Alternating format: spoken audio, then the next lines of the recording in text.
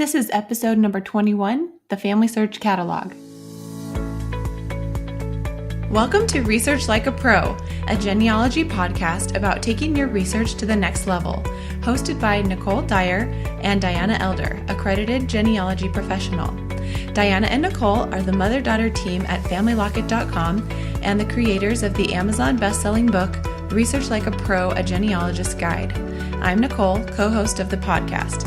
Join Diana and me as we discuss how to stay organized, make progress in our research, and solve difficult cases. Let's go.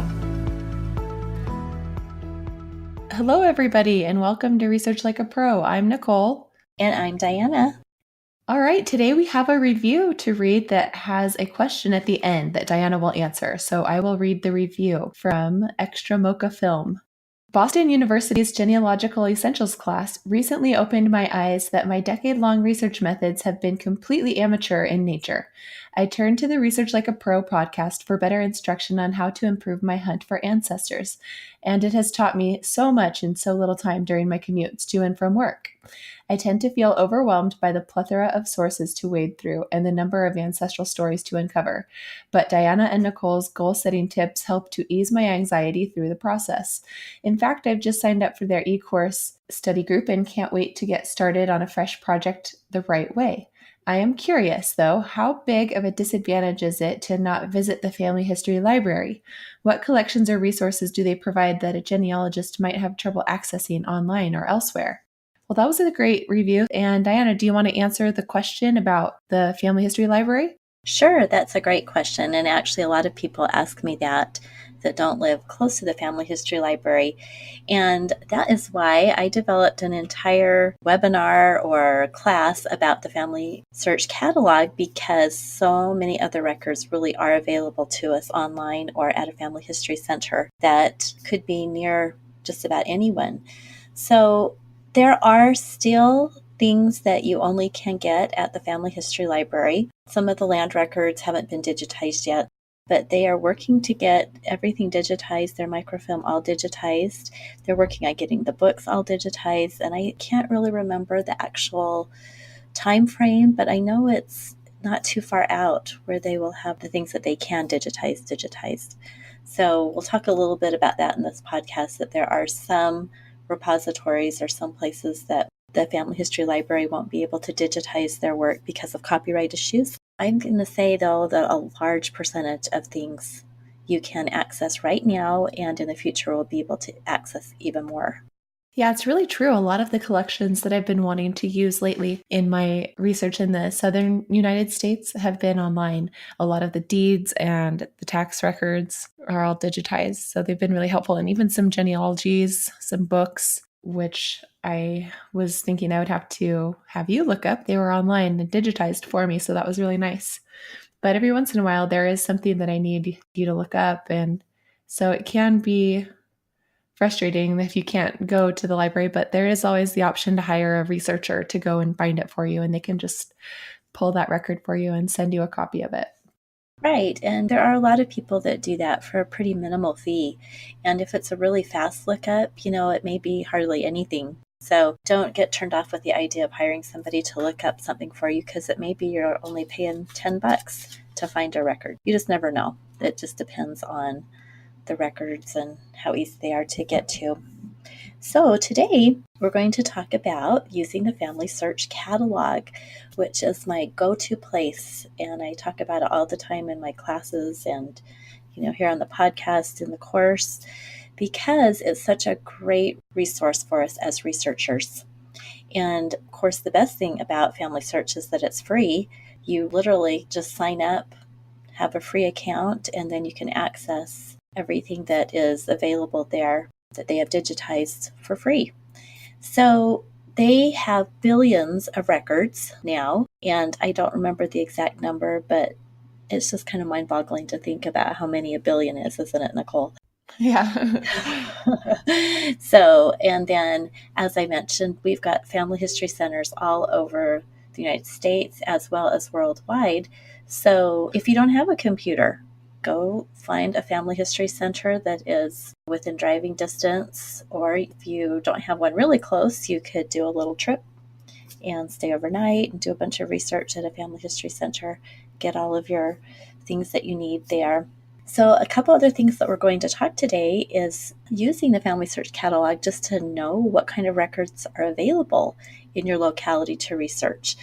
My husband's always saying, when I tell him about a cool record set I found, he's like, oh, how do you find these record sets? And I will just say, oh, well, I do have my tricks. One of those tricks is the FamilySearch Catalog. So it can be really great just to help you fill out your locality guides. We talk a lot about locality guides, so it can help you with that, to know what kind of records are in a certain locality. And then through the FamilySearch Catalog, that is where you can actually locate and view an original record. So many times we have these index databases on other websites, and all you get is just an indexed record. You're not looking at the real marriage record. And we always want to go to original because there's more information in original records. And so this is a way we can get to the original record, and we're going to talk about that in depth in our next podcast. So today we're going to talk more about just general ways to use the FamilySearch Catalog and to just kind of get familiar with it. And probably the most common way to use the catalog, at least how I use it the most, is to do a place search. And this is how you can find all of the records that the FamilySearch Catalog has for a specific locality. And the way you do it is you start with the largest jurisdiction and then go smaller. So you'd type in United States and then the name of the state and then the county. And you can even go down to the city or town. But don't type out the word county when you put in the county. Just put in the name of it. And if you put in county, it won't recognize that. So, for example, you could put in United States, Tennessee, Hawkins. And that's a county that I'm researching right now. And then when you search for that place, it will bring up a list of all of the different kinds of records that are in that locality. So it'll be alphabetized, and you'll have census and military and vital records and all the different kinds of records that are listed under Hawkins County. And then you can click on each one and see what kind of collections there are. And you can click through to see the catalog entry and see if it's online or if it's a microfilm or a book, and to see if it's digitized or not. So that is a very common way that we use the FamilySearch Catalog. You can just type in the county without typing in United States and then the name of the state and then the county, and it will find various counties and states that have that county. And so you can see the different options and then choose the one that you're looking for. If you're researching in another country, then enter the name of the country in English and then the state and province and then the town name in the country's language. So you might have to play around with that if you're using different languages, but start with the country name in English. Another tip is that when you're researching for counties within the British Isles, try searching with and without the shire at the end, shire, like Bedfordshire, Lincolnshire, they all have that shire at the end. But sometimes you will find that the county doesn't have the shire at the end, and sometimes it does. So just try both for complete results. You can even just enter the city or the town name and select from the options that appear. So there's various ways to find the location that you're wanting to search for. Here are some tips. Make sure you spell the name of the place correctly because the catalog will not recognize incorrect place names. And make sure that you look for records at each jurisdictional level. So there might be federal country records that aren't listed under the town or county records. So try searching for the country level, the state level, the county level, and the town level. And a great feature of the catalog is the Places Within feature. And it's on the results page. And if you click on the places within that county or state, it can show you a list of all the other jurisdictions that are within that county or within that state or city. So that can be a helpful way to narrow down your search even further. All right. So another thing that you may not have thought was a possibility is that you can actually search for the surname that you are researching. And this will bring up a history, biography, or genealogy that mentions your specific surname. And it will also find it if your surname is in a title. And this can be really helpful. If you are doing research on your Smith ancestors, you're going to get tons and tons of hits, of course. But if you have a little bit lesser known surname, I always do the surname of Royston because that's one of the main lines that I research, and it's not very common. So when I actually did a surname search for Royston, I only had 10 results. And unfortunately, I think about 9 of them were for the Royston family that's not connected to me. But I did find one that I recognized, a surname of Pruitt that was kind of connected to one of my Roystons. And so what it brought up was the ancestors and descendants of Lemuel Pruitt. It didn't have Royston in the title, but it has an index and it has surname subjects in that index. And so it brought up this book that I would never have thought to look for. This book says it's an off-site storage, so that's a really interesting thing. I haven't seen that often. So this one may be in the process of getting digitized. So sometimes I think they take them off the shelf and then they get them digitized, and then maybe it'll show up digitized soon. So surname searches are really fun, and especially if you're just starting out with a new surname or one that you've researched for a long time. Okay, now one thing you have to remember is that it will not find the spelling variants. Hopefully you're all keeping a list of the spelling variants for your names that you are researching, and you'll want to try different variants for the best results. And you can also do a surname search and combine it with a place or a keyword. So if you had Smith, you could maybe combine that with the actual place that you're researching. And that would narrow it down from probably the thousands and thousands of hits you would get with the surname search of Smith. Well, I was just trying that right now because I've never done a surname search, but I did put in Dyer and then I put in a place of Tennessee and got a couple results. And it's interesting that some of these catalog entries have descriptions with the most common surname that it includes. But most of the time, the records won't have a list of surnames, in the catalog listing. So what are your thoughts on that? Sometimes I think it's the luck of the draw if you just get the right record or the right book or whatever with your search. But that's kind of why we love genealogy research. Or I have a friend and she likens it to gambling. It's an addiction because we just want to try one more place because it might have just the record that we need for our ancestry, right? So we just can't stop. We have to just keep searching. That's kind of the fun of the catalog. It will give you lots of different places and ideas.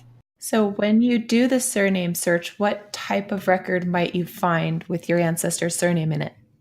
Pretty much you're going to have books. These are books that people have written, like genealogies. Forever people have been writing genealogies and compiling those into books. And so you might find a genealogy and your surname is going to be just listed as a collateral relative. Maybe they married into the family. But sometimes I have seen things where somebody marries into the family, but then they go ahead and give that person's place of origin, or they give their parents. So you never know what you're going to find.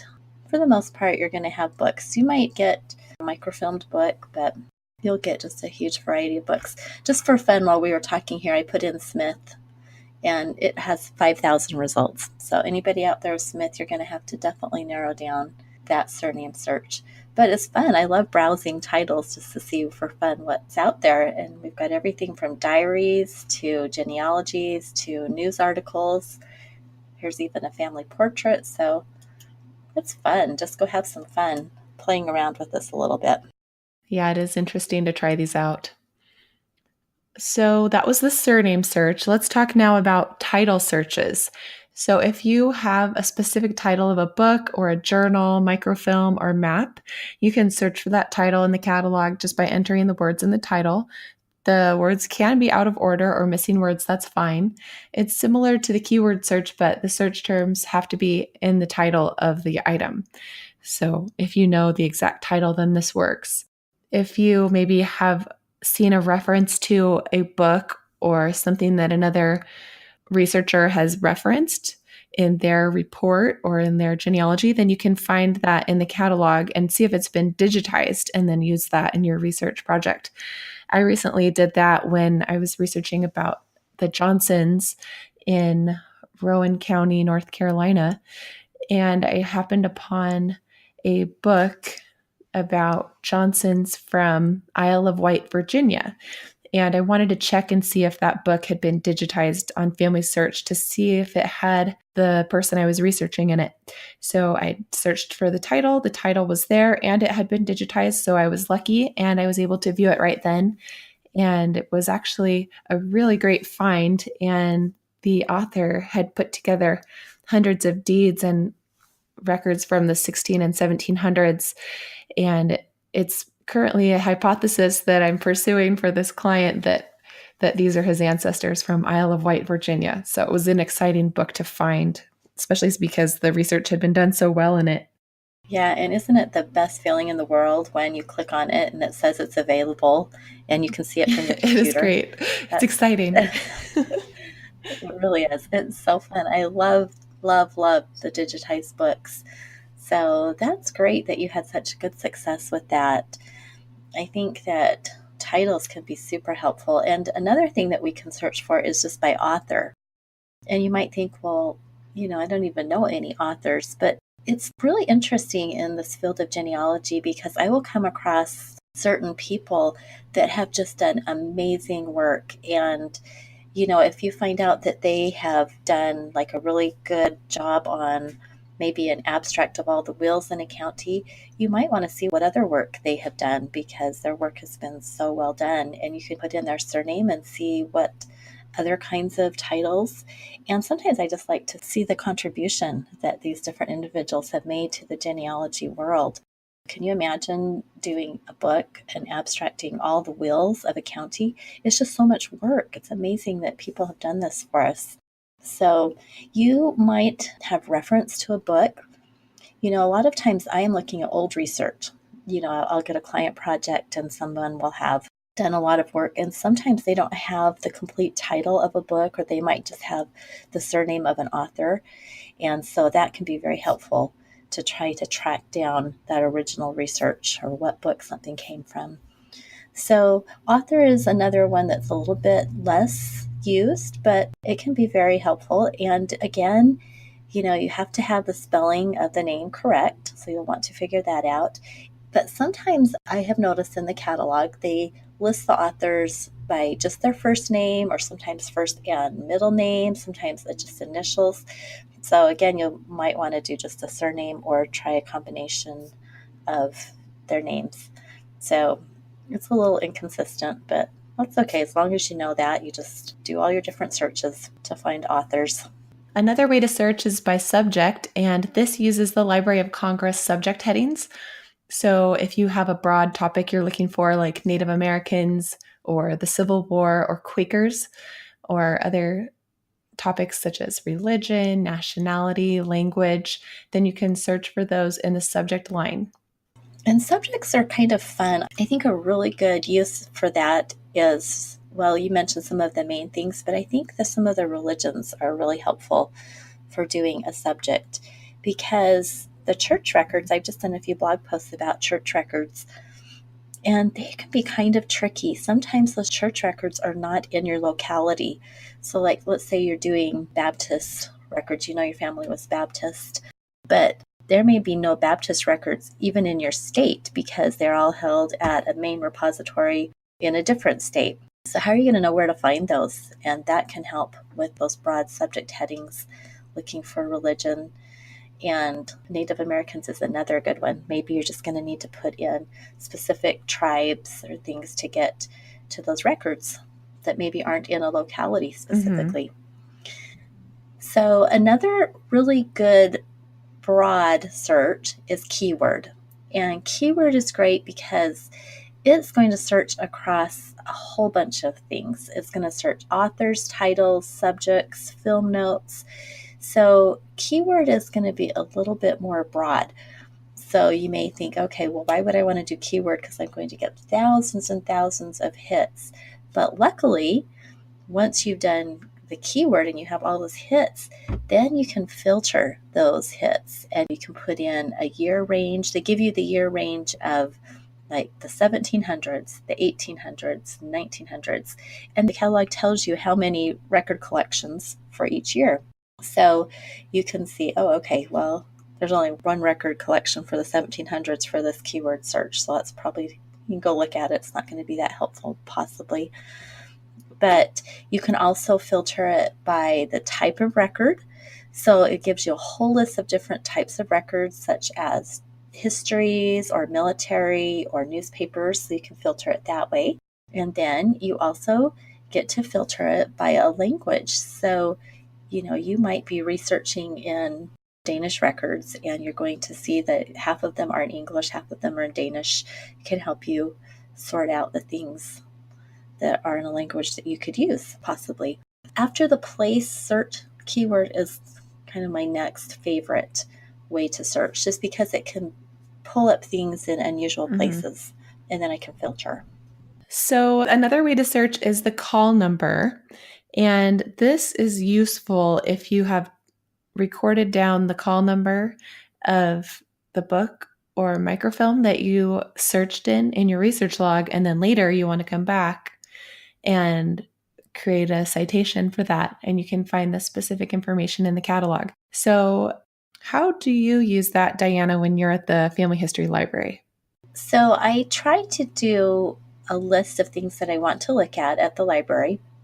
I'll have a title list or whatever, but sometimes I will be at the library, and if anybody has been there, you know just how enticing it is. They have these shelves and shelves of books, and I might be picking a book off the shelf for my specific county, and then I see 3 more that I didn't notice, on the catalog before, and I want to look in those.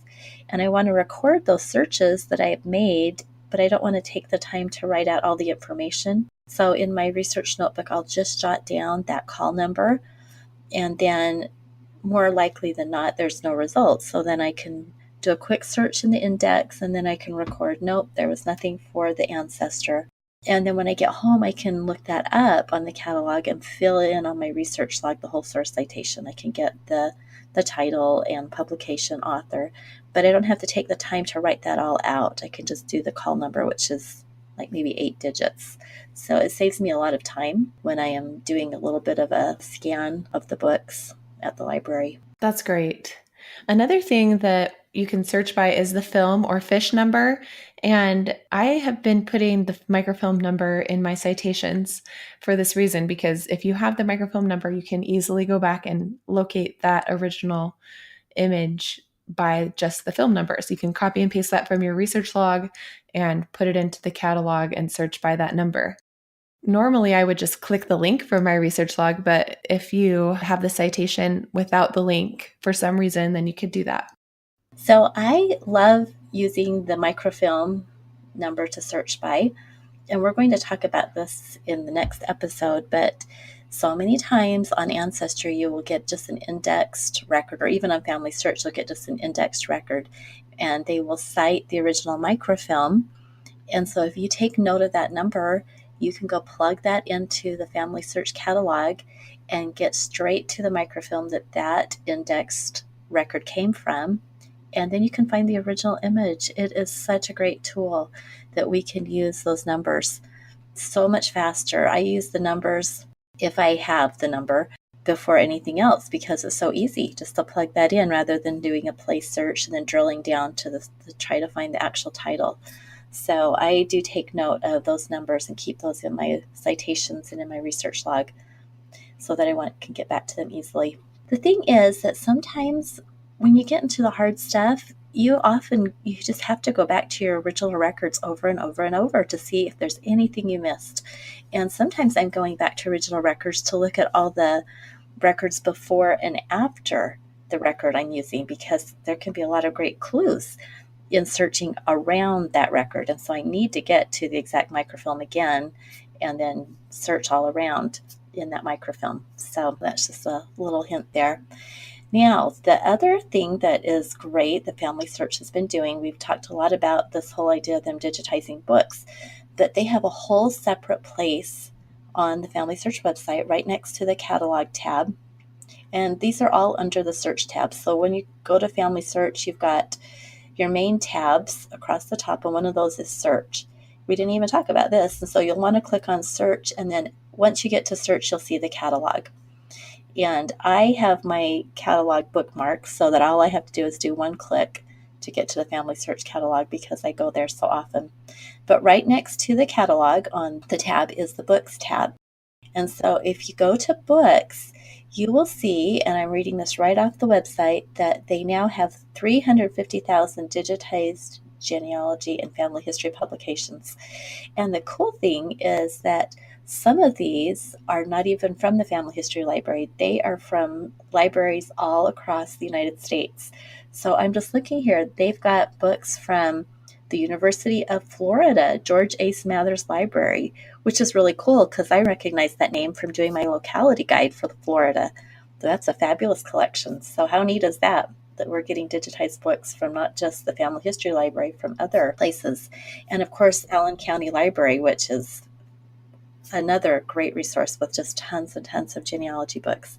So you can go straight to family history books, and then they just have a broad search box so you could just put in the author, title, keyword, surname, place, or you can go to advanced search, which gives you a few more little options to put in. But I think a simple search, you can do really well with that. So check that out, play around with it, see if there's something that you didn't know was available for your family. Now, again, the caveat that some of these publications are copywritten and you would only be able to see them at a family history library or a family history center. So what I like to do when I get that little sad notice that I have to be somewhere else to see it, I just like to keep a list. If it's in my research log, I'll highlight it in yellow, that entire line, so that I can remember, oh yeah, when I'm at the library, I need to look at this and this and this. So don't just look at it and say, dang, I can't see it from home. Do something with that. We talk a lot about Google Keep. You could have a sticky note on Google Keep or Evernote. You can have a Google Doc, whatever you want to do, or just your research notebook. But make a note of everything you want to check out as you're going through this process that you have to travel somewhere to see, so that you won't be at a family history center and think, oh, what were all the records I wanted to see? I can't remember what they were, because we won't remember. We need to make sure we keep a record of those. That's a really good idea. Maybe just a Google Doc that has all of our things we want to search when we go there. All right, so that was really cool learning about the book search. Let's go back to, after you've searched the catalog, ways that you can filter your results, because you might have a lot, or maybe you just are looking for only records that are online. So the way that you can do that is, after searching the catalog for a specific place, let's say you're searching for Hawkins County, Tennessee, and you see the list of all the records there, then you can narrow that down by availability. So there's 3 options: any, online, or Family History Center. So I only want to see records that are available online because I want to look online today. So I'll click online and click update. And then I see a shorter list that has only records that are visible to me online for my computer here. So one of those is a Cemeteries Publication. And if I click on that, it says, if you are using a computer in the Family History Library in Salt Lake City, you may use this database by clicking here.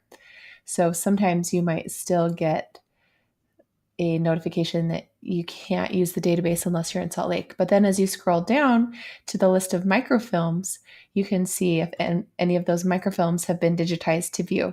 So 4 of the cemetery books here have been microfilmed, and one of them is digitized. So if I click on the little camera button, then it takes me to a big collection of images that are taken from the microfilm.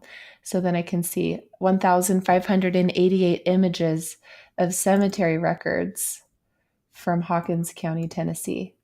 And actually, some of these looks like they are marriage licenses for item 1, and so I'd have to scroll through and find the correct item. So item 2 is the cemetery records volumes. So then I could look at those.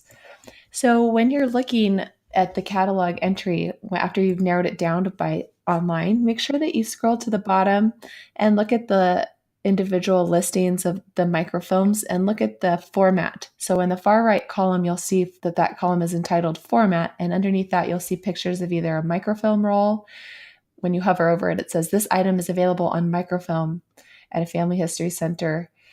Or if it shows a camera, then that means you can browse the images online. So you'll have to get familiar with what those mean. If you hover over it, it tells you what it means. If you want to filter only results that are going to be at the Family History Library, say you're going on a trip to the Family History Library and you want to only search through records that are only there, you can narrow down by Family History Library or Family History Center. And sometimes microfilms and microfiches will be located in a different location than just the Family History Library. They could be located in a different Family History Center. And you can choose from the drop-down menu. After you narrow it down by Family History Center, you can choose which center you want. And you can choose just the Family History Library, or you can choose the Beaver, Utah Family History Center, or the Cambridge, Ontario Family History Center, or whichever Family History Center is nearby to you. And then you can see what they have there. And as far as if the records are online about what family history centers have, our Family History Center in Tucson, they have been working on getting their catalog entries updated, but they don't have them all updated. They don't have everything on the catalog. Have you noticed that, Diana? I haven't noticed that. I guess you just use the Family History Library, but our Family History Center director was telling me that they've been working on adding the entries to the catalog for all of their titles, and they've only done about one half of them so far. They have their own separate catalog, but they're trying to add them all to the FamilySearch Catalog. Oh, interesting. I do have a local family history center, the Highland, Utah Family History Center, that's just 5 minutes away, and they mostly have microfilm. Back in the day when people could order the microfilm, it would be at that Family History Center forever. So they have a whole little room, file cabinets of microfilm and then the microfilm readers. So you may want to check, everybody who's listening, when you find that microfilm or whatever, and you can see that it's not digitized, you might want to look at the list of where it is, because that microfilm may not be digitized, but it may have been ordered into a family history center that could be closer to you than the Family History Library. So that's another thing that's really helpful. And like Nicole said, you just select under the filters Family History Center and then look at the drop down. And then you just get a really big list. It's alphabetical. So see if you can find one that's near you and see what they've got for your location. You might just be pleasantly surprised that they have a microfilm that you need. Yeah, it would be a surprise to find exactly what you needed at your close by Family History Center, but you never know. There's always those family history serendipity moments where something happens, it's very fortuitous, and it just feels like something special just for you. That's exactly right, which is what we love. So the other ways to filter, if you are using a title, surname, or keyword search in the catalog, you can then filter down by year, like we talked about before, or category, such as family trees, church history, migration, and so on. And then you can also filter by language. So if you searched for a certain title and then you can want to filter down to only titles that are available in French, then you can filter down by language. So go into the catalog and try filtering your results and see what you can find. But it is helpful to be able to narrow it down a little bit when you have a lot of results and you can narrow it down by the time period, which is really helpful. And then category and language. Right. Yeah, we have a few tips here. One of them really is to experiment and to practice. So I would say give yourself half an hour, and just go try all the different searches and get familiar with it. It will just pay huge dividends if you learn how to use the catalog. You're just going to find so many more records and ideas of places to search. So my number one tip is to use the catalog to locate and look at the original image. And we're going to spend the whole next podcast on talking about how to do that. So I'm not going to go into any more detail today on that. And my second tip is to use it to find new places to search, just like I've talked about through this whole podcast. Whenever I'm researching a new location, I always go straight to the FamilySearch Catalog to see what records are available. We don't always know what might be out there for our locality.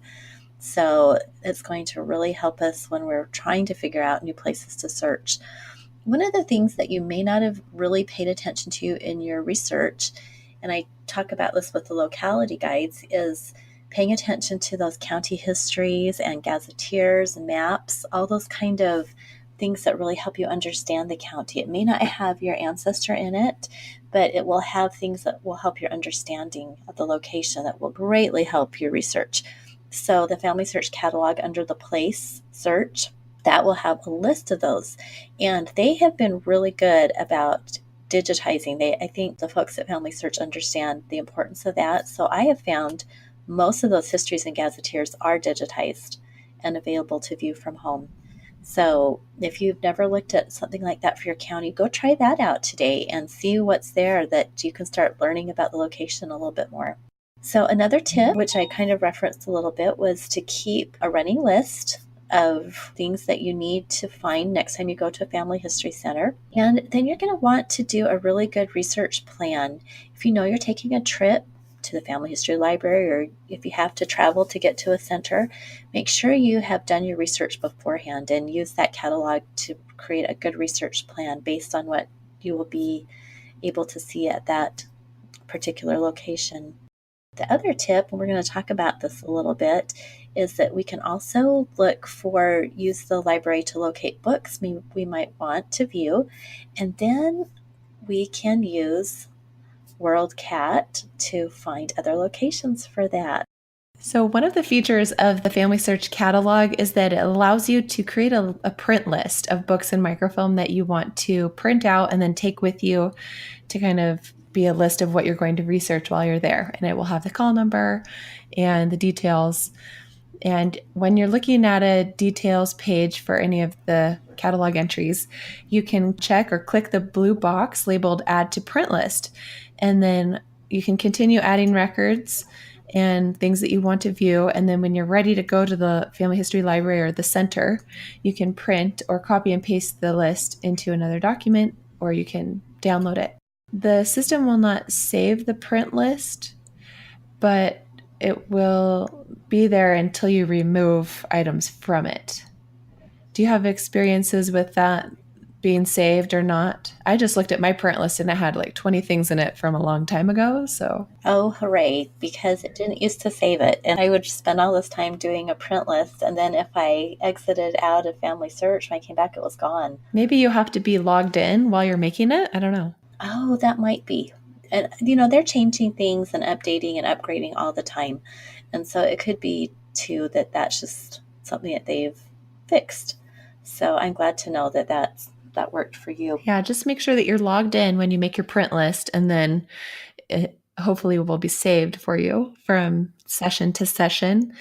And when you're done with that list, you can just remove everything from it by clicking this button at the top, remove from print list. So I just did that. So now my print list is empty. And when I want to start making a new list, then I can add more items to it. So another thing that we wanted to mention is that there are more ways to find records than just the Family Search Catalog, and two of those are by using Worldcat and Archive Grid, and there are links to both of those on the homepage of the catalog. Worldcat is a collection of catalogs from over 10,000 libraries worldwide, so that you can search to see where an item would be available. And I do this a lot when I'm wanting to order something through interlibrary loan.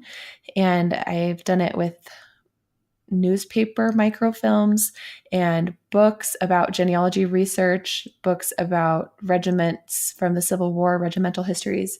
So Worldcat is a great way to kind of get an idea of what is out there about a kind of a narrow or niche subject that might not be at your library. So you can do that if you're going to do an interlibrary loan, or if you just want to find out where in the world this item is located. Some of the books that I wanted to access were only available in Virginia, and they couldn't be loaned out to my library here in Tucson, Arizona. So if I wanted to read those books, I'd have to go to Virginia and visit the library where they were. So you can kind of see where everything is. The other thing that I mentioned is Archive Grid. And this is very similar to Worldcat, but it focuses on local repositories like archives and local genealogy societies that have libraries. And it's a way for archives basically to put their catalogs into one location, Archive Grid. So you can search through their catalog and find sources and record collections that are pertinent to your locality. And these might be things that aren't contained in the FamilySearch Catalog. They might be separate or just something that you can only see at a certain locality. So this can be another way to help you find those unknown records that you haven't accessed before. You can zoom in and out of the world map and search by keyword, and there's different ways to search. You can search by surname or locality. So give it a try. It's really helpful. Oh, I just have to give a shout out to Archive Grid. It's so fun, especially if you're traveling. How would you ever know that some library, maybe it's a college library, would have a great collection that you would want to go check out? So it really is a wonderful resource, not only to find archives just like right around you that you could go visit, but also if you're doing a research trip, you will definitely want to check that out. And the fun thing is that once you find your archive, whatever it is, they have a link to their collections. And so you can click on that and it will tell you exactly what is in that archive. And then you can go, oh, no, I don't need to go there. That doesn't have anything that interests me. Or you can get really excited because it's got a fabulous collection just for your family.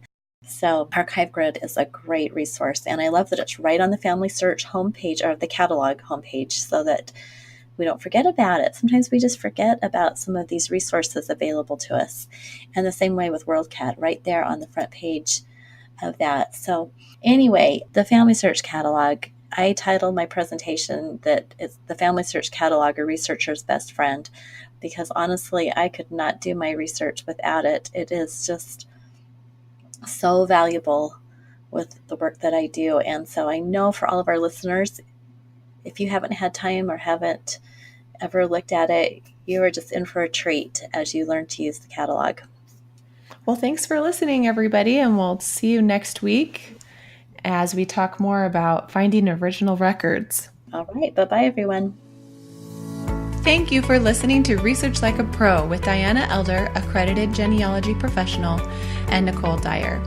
We hope that something you heard today will help you make progress in your own genealogy research.